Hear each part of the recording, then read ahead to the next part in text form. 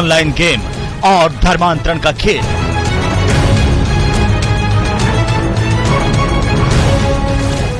राजस्थान में पहला मामला सामने आया। खौफनाक खेल में विवाहिता को फंसाया।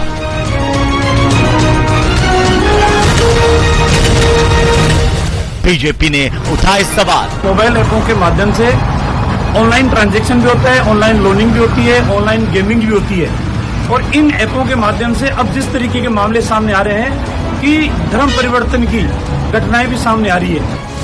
कांग्रेस ने बताया बेवजह बवाल। बीजेपी अपने काम नहीं बता रही, घूम फिर कर वही हिंदू मुसलमान सिख ईसाई के एजेंडा पर आ जाती है, दंगे फसाद की बात करती है। बाकी बीजेपी का कोई एजेंडा ही नहीं। धर्मांतरण का ऑनलाइन गेम।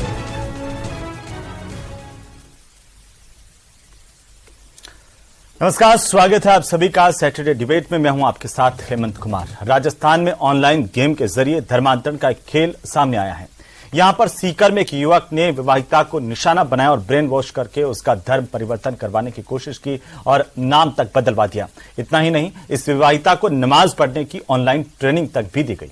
परिजनों की ओर से शिकायत के बाद एक तरफ जहां पुलिस अब पूरे मामले की जांच कर रही है, तो वहीं इस पर सियासी घमासान तेज हो गया है। बीजेपी कांग्रेस आमने सामने है और बीजेपी ने इस पर सवाल उठाए हैं, तो वहीं कांग्रेस ने बीजेपी के आरोपों को निराधार बताया। हालांकि इससे पहले गाजियाबाद में भी इसी तरह का एक मामला सामने आ चुका है, जहां पर छोटे बच्चों को निशाना बनाया जा रहा था, जिसकी जांच सुरक्षा एजेंसियां कर रही हैं, जिनमें मस्जिद से लगाकर के पड़ोसी मुल्क तक के शामिल होने के तार सामने आ चुके हैं। इसे लेकर के जांच अभी चल रही है। लेकिन ठीक इसी बीच राजस्थान का यह पहला मामला, जहां पर सीकर में एक हिंदू विवाहिता को टारगेट किया गया, गेमिंग के जरिए उसे फंसाया गया और न केवल फंसाया गया बल्कि उसे ऑनलाइन नमाज पढ़ने की ट्रेनिंग दी गई। खास बात तो यह है कि इस गेम के जरिए ये क्या रैकेट काम कर रहा है, जिसके जरिए गेम में पहले गेम को शुरू करवाया जाता है, उसके बाद अगर कोई हार जाए तो उसे कुरान की आयतें बताई जाती हैं, पढ़वाई जाती हैं, उसके बाद उसे जिताया जाता है। क्या एक साइकोलॉजिकल तरीके से ये पूरा का पूरा रैकेट है वो इस दिशा में काम कर रहा है। और इस दौरान ऑनलाइन बच्चों को किस तरीके से धर्म परिवर्तन के लिए मजबूर किया गया था और अब महिलाओं को टारगेट किया जा रहा है। तो सवाल इस बात को लेकर के कि आखिरकार इन सबके पीछे आखिर है कौन, और इस तरह के क्या महिलाओं और बच्चों को टारगेट किया जा रहा है, जिसमें क्या एक बड़ा गिरोह है, बड़ी ताकतें इसमें इन्वॉल्व हैं, उनका खुलासा तो होना ही चाहिए। लेकिन क्या साथ साथ यह भी एक सवाल है कि जो सियासी मुद्दा इस वक्त ये बना हुआ है, तो क्या सिर्फ ये सियासत का विषय है? हमारे साथ खास पैनल मौजूद है आज की चर्चा करने के लिए। सबसे पहले हमारे मेहमानों से मैं आपका परिचय करवा दूं। हमारे साथ मुकेश पारिक हैं, भारतीय जनता पार्टी के नेता। नितिन सारस्वत हमारे साथ हैं, कांग्रेस पार्टी के नेता। योगेंद्र जोशी हमारे साथ हैं, पूर्व पुलिस अधीक्षक हैं। और साथ ही साथ भाग्यश्री हमारे साथ हैं, कार्यकर्ता, सामाजिक कार्यकर्ता के तौर पर जो समाज को करीब से देखती रही हैं, उनके बदलावों को समझती रही हैं। सबसे पहले आज जो शुरुआत करेंगे कांग्रेस से करेंगे। नितिन सारस्वत जी, सबका स्वागत। लेकिन सवाल इस बात को लेकर के है कि सीकर की घटना को कांग्रेस कैसे देख रही है? क्या सिर्फ सियासी एजेंडे के तौर पर देख रही है, या यह खतरनाक है कि कोई ऑनलाइन गेम के जरिए हमारी बहन बेटियों को निशाना बना रहा है, हिंदू लड़कियों को निशाना बना रहा है, हिंदू बच्चों को निशाना बना रहा है? नितिन जी, देखिए हेमंत जी, आपने ये जो डिबेट का आज जो मुद्दा रखा है, मैं सबसे पहले उसके लिए आपको साधुवाद करना चाहता हूं, क्योंकि ये इतना इंपॉर्टेंट मुद्दा है जहां पे आज हमारी जो महिलाएं हैं, चाहे बच्चे हैं, उनको जिस तरीके से ऑनलाइन गेम में फंसा के और जिस तरीके से धर्मांतरण का एक बहुत बड़ा खेल खेला जा रहा है, ये बहुत ही एक चिंताजनक विषय है। लेकिन उसके लिए आपको सबसे पहले थोड़ा सा पीछे जाना पड़ेगा। अभी कुछ ही दिन पहले आपको गाजियाबाद में एक घटना सुनाई दी, जिसमें 4-5 बच्चे, केवल गाजियाबाद में नहीं, गाजियाबाद, फरीदाबाद, चंडीगढ़, अलग अलग जगह पे बच्चे आए, जिनको एक बहुत ही बड़े सुसंगठित तरीके से उनको धर्मांतरण के लिए प्रेरित किया गया। ऑनलाइन गेम के अंदर उन्हें एक थोड़े से टाइम के लिए नहीं, एक बहुत बड़े लंबे टाइम तक एक षड्यंत्र के तहत ये पूरी साजिश रची गई, जहां पे हलफनामा तक उनसे लिखवाया गया। आप सोचिए कि ये कितना सुसंगठित तरीके से हुआ। आज हमारे भाजपा के नेता यहां पे आके कितनी भी राजनीति कर सकते हैं, लेकिन मैं ये पूछना चाहता हूं कि जब ये सारी चीजें हो रही थी तो ये किसके संज्ञान में होनी चाहिए थी? आज हमारी एनआईए, केंद्रीय एजेंसी, केंद्र सरकार उस समय क्या कर रही थी? मैं एक इंजीनियर होने के जी, लेकिन आप मुझे बताइए कि क्यों आपके मंत्री ये कह देते हैं कि बीजेपी सिर्फ सियासत करने के लिए इस तरह की भाषा का इस्तेमाल कर रही है या फिर इस तरह के मुद्दों को उठा रही है? आपको नहीं लगता ये बेहद गंभीर मुद्दा है? आप मानते हैं कि इस पर जांच होनी चाहिए, कार्रवाई होनी चाहिए, वो ताकतें, वो शख्सियतें जो इसके पीछे हैं वो बेनकाब होनी चाहिए, ताकि हम इस समाज में बचा सकें, बच्चों को बचा सकें, महिलाओं को बचा सकें? देखिए हेमंत जी, बिल्कुल आपने सही कहा। आज हमारे सीकर में पहला मामला आया, लेकिन आप समझिए भाजपा नेता किस तरीके से हर चीज को राजनीतिक मोड़ देने के लिए केवल सत्ता की लोलुपता में इस तरीके से इस स्तर पर उतर आए हैं कि मैंने आपको कहा कि आज हमारे 7 करोड़ 20 लाख बच्चे यूजर हैं और जिनके ऊपर एक खतरा मंडरा रहा है और अभी तक ये क्लियरिटी नहीं है कि ये कहां से शुरू हुआ, कौन दोषी है। केवल 4 बच्चे सामने आए। 7 करोड़ 20 लाख बच्चे हमारे 14 साल के जिनका ब्रेन वॉश किया जा रहा है। आप ये तो मान रहे हैं सारस्वत साहब की गंभीर है, इस पर जांच होनी चाहिए, इसके पीछे कोई भी हो वो बेनकाब होना चाहिए और कार्रवाई होनी चाहिए, ये तो मान रहे हैं? मैं ये कह रहा हूं कि ये केंद्र सरकार की विफलता है, लेकिन यहां के जो भाजपा के नेता है ये केवल आत्ममुग्धता, केवल महिमा बंधन। आप ये मान रहे नहीं मान रहे? मेरा सवाल इतना सा है, क्या आप इसे सिर्फ हिंदू मुस्लिम और इस तरह से तो नहीं देखते? ये गंभीर मुद्दा है ना, इस पर जांच होनी चाहिए, कार्रवाई होनी चाहिए, बात होनी चाहिए ना? मैं बिल्कुल जांच होनी चाहिए, कार्रवाई होनी चाहिए। तो आप इससे दरकिनार क्यों कर रहे हैं? आप इसे सिर्फ सियासी तौर पर क्यों देखने की कोशिश करते हैं? ठीक है, मैं आता हूं नितिन जी, मैं आता हूं मुकेश पारिक साहब, क्यों भारतीय जनता पार्टी कह रही है कि राजस्थान में तालिबान हावी हो रहा है इस तरह की घटनाओं से? आप ये क्यों नहीं कहते हैं कि इसकी जांच होनी चाहिए, लोग बेनकाब होनी चाहिए? नहीं, निश्चित रूप से जांच हो भी रही है और जांच होनी भी चाहिए और बेनकाब भी होने चाहिए। मुझे बड़ा दुख हो रहा है, आप हमारे कांग्रेस के मित्र से आप बार बार पूछ रहे हैं, लेकिन वो सिर्फ भाजपा कर रहे हैं और ये जवाब नहीं दे रहे कि ये गलत है। देखिए, ये सियासी मुद्दा नहीं मानना चाहिए। मैं ये कहता हूं कि हमारे देश के लिए बड़ा गंभीर संकट है, गंभीर मुद्दा है, जहां एक और हमारा देश इतनी प्रगति और आर्थिक स्तर पर आगे बढ़ रहा है, आज दुनिया में 5वें नंबर पर ब्रिटेन को पछाड़ के आया है, तो दूसरी ओर कुछ ऐसी शक्तियां हैं, कुछ ताकतें हैं जो टारगेट करके इस प्रकार की घटनाएं कर रही है। आपको ध्यान होगा, अभी कुछ दिनों पहले ये गेम वाला तो नहीं, लेकिन एक घटना इसी से मिलती जुलती मध्य प्रदेश में हुई थी। लेकिन मध्य प्रदेश की सरकार ने जिस प्रकार की कार्रवाई की वो बड़ी सराहनीय है और उनको बेनकाब कर लिया और उनको पकड़ लिया। तो इस प्रकार से सरकार कि एक धर्म है कि जो इतनी गंभीर घटनाएं होती है मुकेश पारिक जी, उनको पकड़ना चाहिए। मुकेश पारिक जी, देखिए वो ये कह रहे हैं कि वो कब इनकार कर रहे हैं, आज केस दर्ज हुआ है, कार्रवाई भी होगी और पकड़े भी जाएंगे, लेकिन क्यों आपके नेता कह दे रहे हैं इस तरह की घटनाओं से पारिक साहब की राजस्थान में तालिबान हावी हो रहा है? इसके मायने क्या है, जरा समझाइए तो।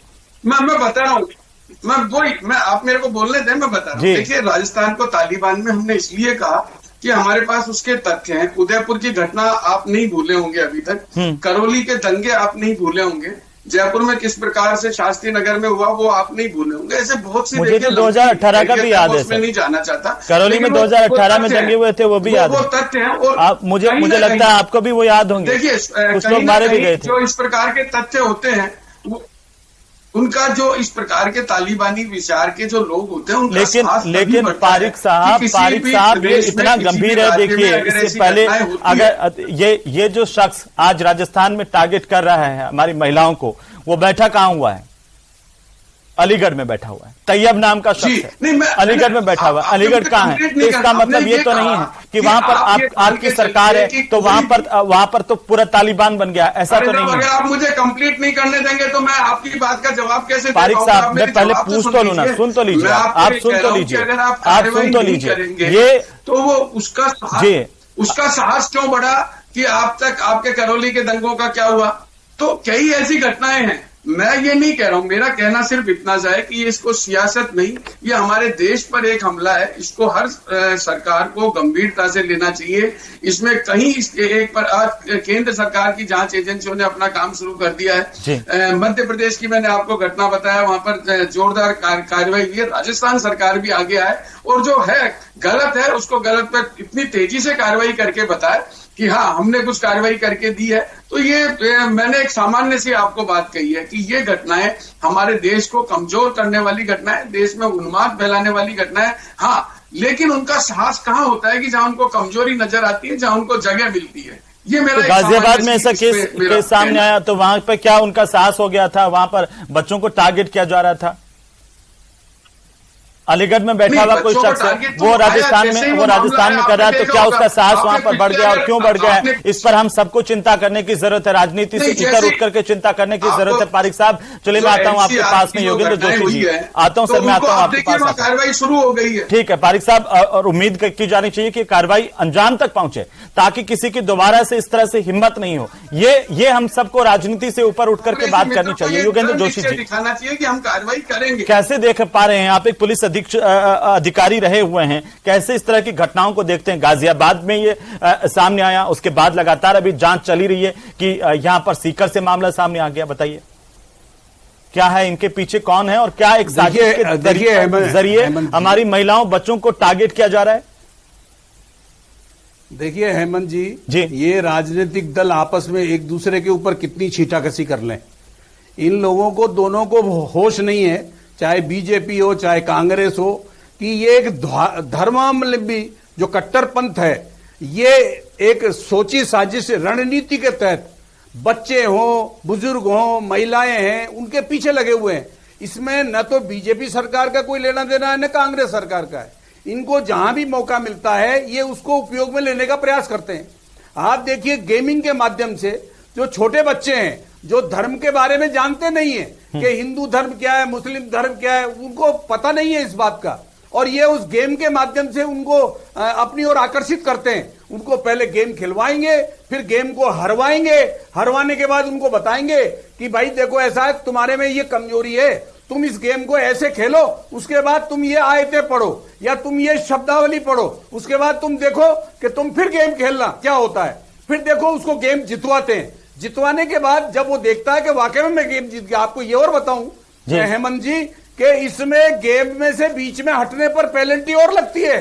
तो बच्चे को ये डर रहता है कि अगर मैं गेम में से बीच में से निकल गया तो मेरे को पेनल्टी देनी पड़ेगी। अच्छा, फ्री में आदमी अंदर चला जाता है, फ्री में गेम खेल सकता है। इसी प्रकार से इस महिला को भी, तो हमारे यहाँ क्या हो रहा है कि धर्म के मामले में इस प्रकार की व्यवधान उत्पन्न किए जा रहे हैं, जिससे एक प्रकार के धर्म के लोग ये तो साफ हो गया है, जैसे आप बता रहे हैं योगेंद्र जी कि ये पूरा का पूरा एक षड्यंत्र है। लेकिन क्या हमारे कानून इस तरह की घटनाओं को रोकने के लिए काफी हैं या फिर कड़ा कानून बनाने की जरूरत है इस पर? बिल्कुल बिल्कुल हेमंत जी, मेरे मन की बात आपने कह दी जी। मैं आपको कह रहा हूं, जिस तरह से हमारे संविधान में ये प्रावधान है कि कोई भी अपनी जाति को परिवर्तित नहीं कर सकता। मैं आज ST SC में नहीं जा सकता, SC SC का ब्राह्मण नहीं बन सकता, अपनी अपनी जाति में होते हैं, अपनी अपनी जाति में पैदा होते हैं। तो मेरा आपके टीवी चैनल के माध्यम से इन सरकारों से ये आग्रह है, चाहे केंद्र सरकार हो चाहे राज्य सरकार, जो जिस धर्म में पैदा हुआ है वो उस धर्म में ही रहेगा। अगर उसको धर्म मानना है तो नहीं जोशी जी, ये तो संवैधानिक तौर पर संविधान अधिकार देता है कि व्यक्ति कौन से धर्म को मानता है, कौन से धर्म को मानना चाहता है या किस धर्म से अपनी पूजा पद्धति करना चाहता है। लेकिन अगर किसी को बहला फुसला करके, अगर किसी को बेवकूफ बना करके अगर ऐसा षड्यंत्र चलाया जा रहा है तो उससे ज्यादा जघन्य कुछ हो नहीं सकता है। हमारे साथ में भाग्यश्री जी हैं। भाग्यश्री जी, आप बताइए जरा थोड़ा सा कि क्या समाज में इस तरीके से एक षड्यंत्र चल रहा है और उस पर कड़ी कार्रवाई की जरूरत है? हमारी महिलाओं को कैसे, आज ये पूरा मामला जब सामने आया तो पता चला कि कैसे एक महिला को, शादीशुदा महिला को गेमिंग ऐप के जरिए टारगेट किया जा रहा था। देखिए हेमंत, मैं यहाँ पे 3 चीजें बोलना चाहूंगी। सबसे पहले तो मैं ये कहना चाहूंगी कि जितने भी हम लोग एग्जांपल्स देखते हैं उसमें देखते हैं कि महिलाओं को, बेटियों को अधिकतर टारगेट किया जाता है और बच्चों को। तो पहला क्वेश्चन तो यही पुटअप होता है कि ये लोग इन्हीं को टारगेट क्यों करते हैं। तो अगर हम लोग ग्राउंड रियलिटी पे जाते हैं, सोसाइटी का थोड़ा सा सेटअप देखते हैं, तो हम लोगों को एक चीज समझ में आएगी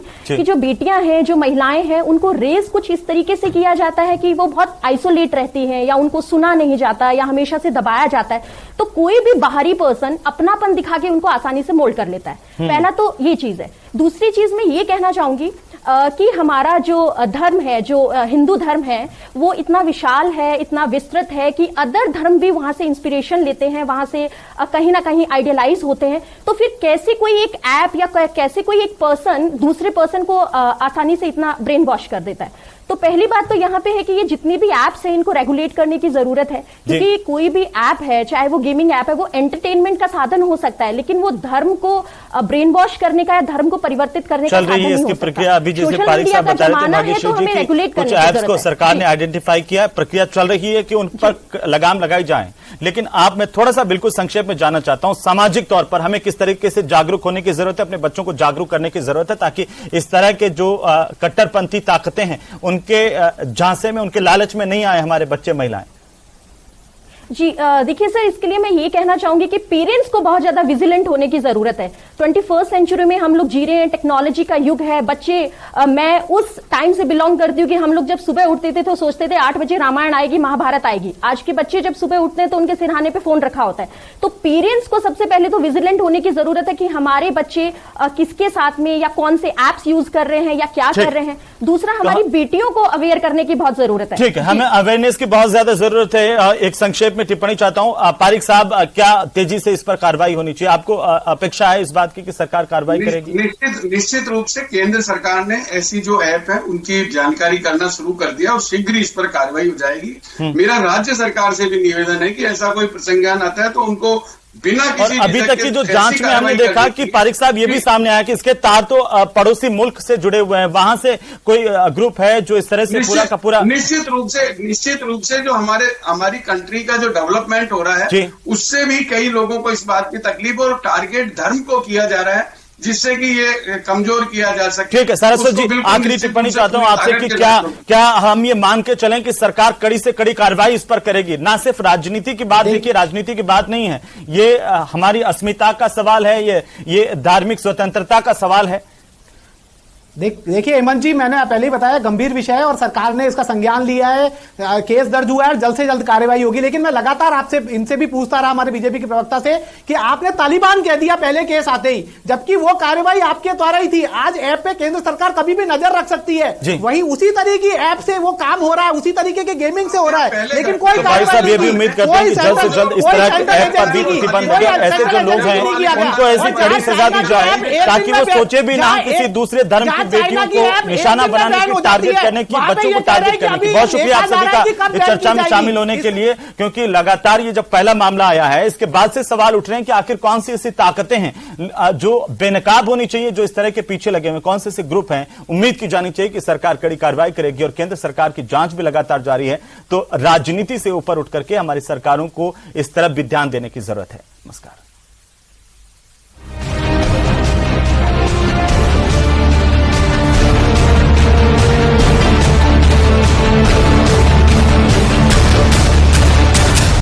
Headlines present